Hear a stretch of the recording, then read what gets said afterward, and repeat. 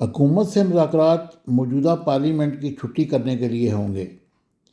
Opposition اتحاد تحریک تحفظ آئین پاکستان کے سربراہ محمود خان اچکزئی نے واضح کیا ہے کہ انتخابات میں جیتے ہوئے لوگوں کو ہرایا گیا، اور اگر 8 فروری سے کوئی بات کرنا چاہتا ہے تو ہم تیار ہیں۔ مذاکرات اس پارلیمنٹ کی چھٹی کرنے کے لیے ہوں گے۔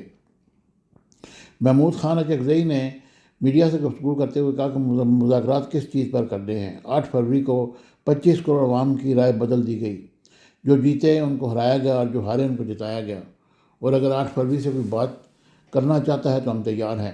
انہوں نے کہا کہ ہم کسی کے خلاف نہیں، ہم مضبوط فوج چاہتے ہیں۔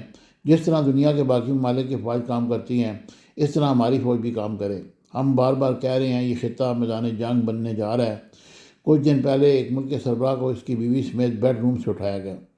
محمود خان اچکزئی نے کہا کہ سیاسی جماعتوں کا تحفظ بھی اسی میں ہے کہ آئین کے مطابق بات چیت کریں۔ بات چیت اس پر ہونی چاہیے کہ پارلیمنٹ بالادست ہوگی۔ مذاکرات اس بات پر ہوں گے کہ اس پارلیمنٹ کی چھٹی کرنی ہوگی۔